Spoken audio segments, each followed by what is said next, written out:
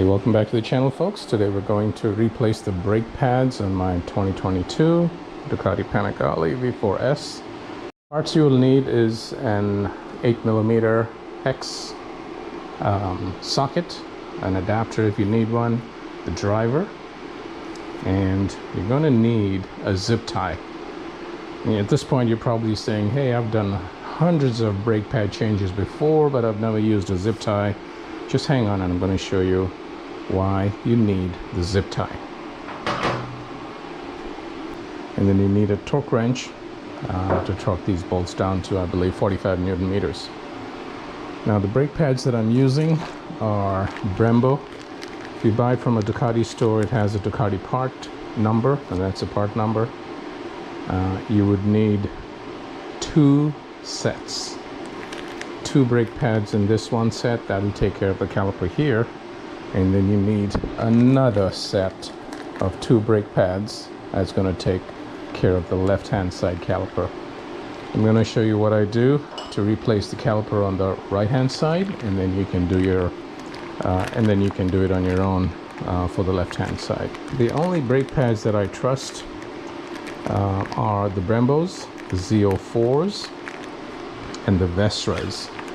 The Brembos are more expensive than the Vestras, but these were on sale, so I thought I'd just go ahead and pick it up. I'll link the Brembo part number. This is the Ducati part number, so I'll link the Brembo part number as well as the Vestra brake pads part number. There might be other really good pads around in the market, and I'm sure there are, but I've been using Vestra and Brembo, and I have no interest in changing them, so I'm just going to stick with it.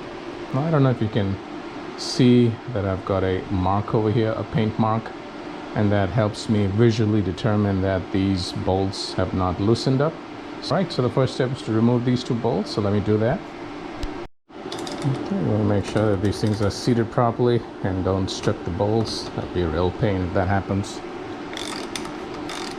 Now once you crack it open, you can just use your fingers. There we go.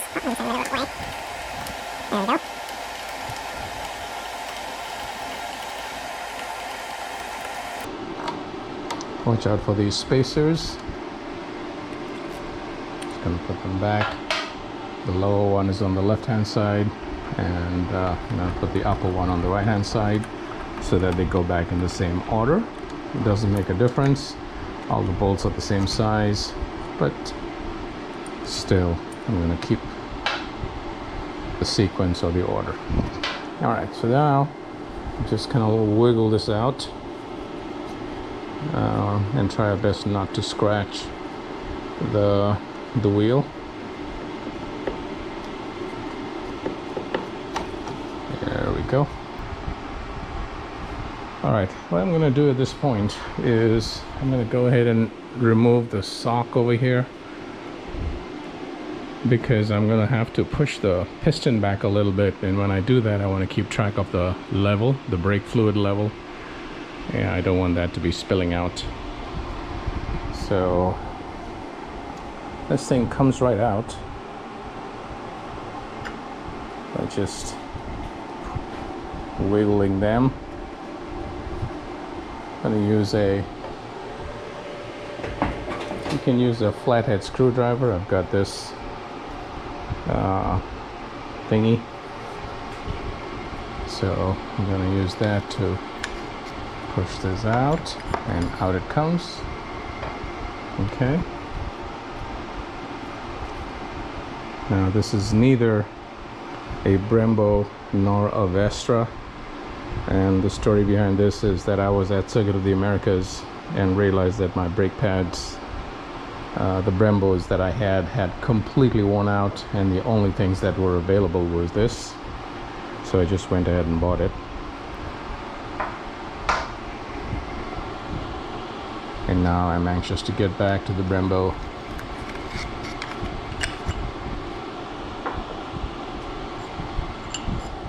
Alright, so these two have come out, and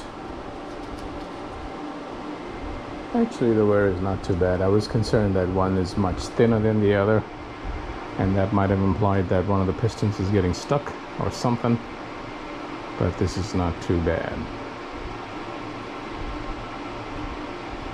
Okay, so now I'm going to push these pistons back, and as I push them back, I'm going to watch the fluid level up there on the brake fluid reservoir. So you'll see that as you push one back, the other one gets pushed in. And the reason I'm doing that is I'm trying to make some room to allow the new brake pads to fit in. These brake pads have already been cleaned, but if they weren't, I would spend some time cleaning them up with a toothbrush and soap and water. Well, it's got a little bit of dirt, so I'm just going to go ahead and use my brake cleaner and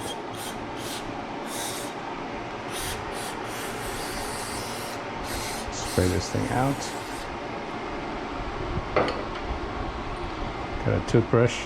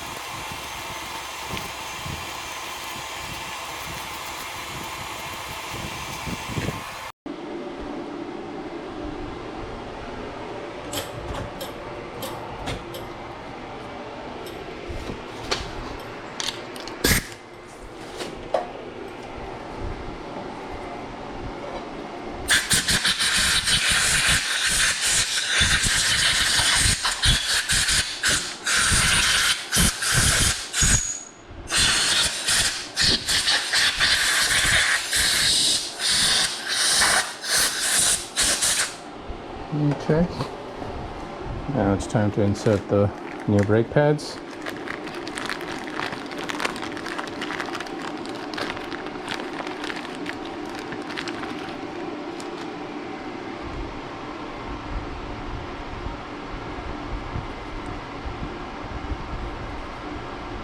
You can see they look different from the ones that I took out. This is just one big block, whereas this has got room for air to escape and hopefully to keep things cool.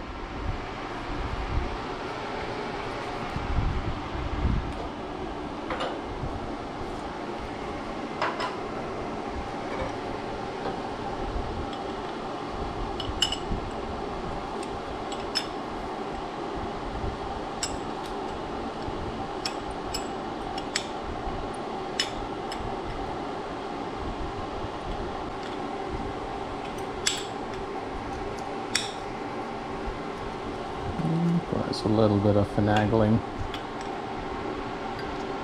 but eventually it goes in. There we go. That's one side.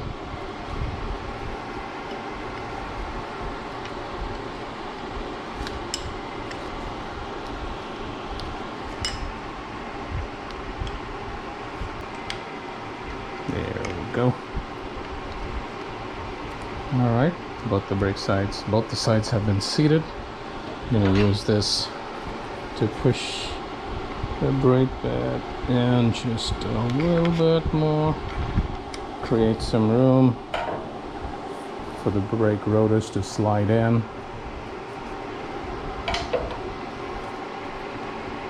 Make sure everything is nice and straight.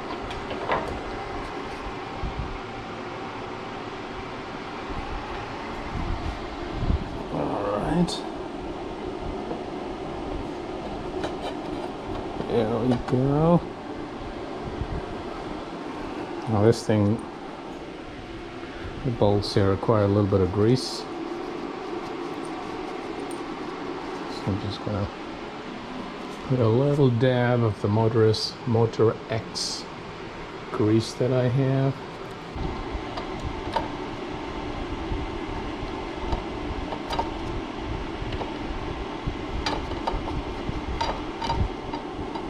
Okay, got that started.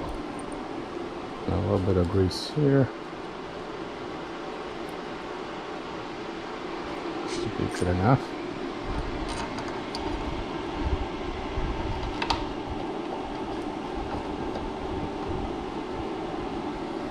All right.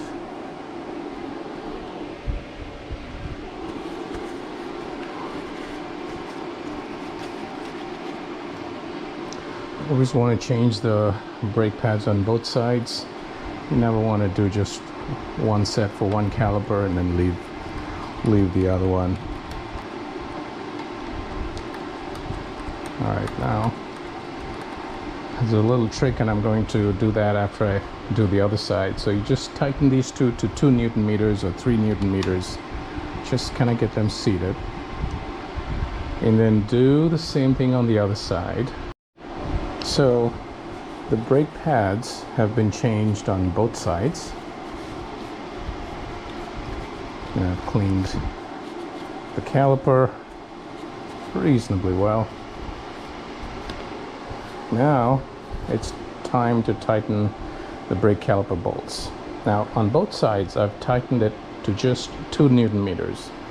And if you guys were patiently waiting and wondering what I'm going to be doing with this, all right, here's the next step. You gently pump the brakes. And now they've seated against the brake pads. And so what I want to do is hold this.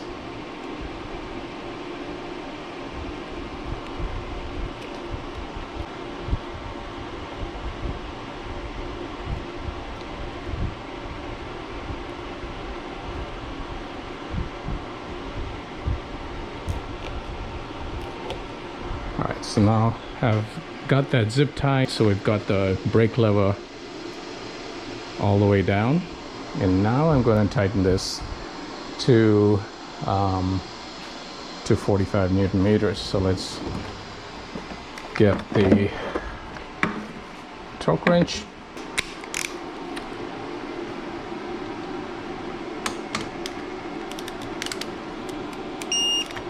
That's it. That's it. That's 45.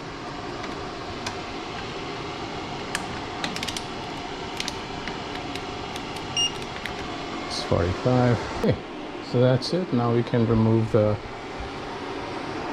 zip tie. In fact, if you want to do a little bit of bleeding, it's not a bad idea to just let that zip tie be there, and it's going to get rid of all the air bubbles. So I'm just going to let it be.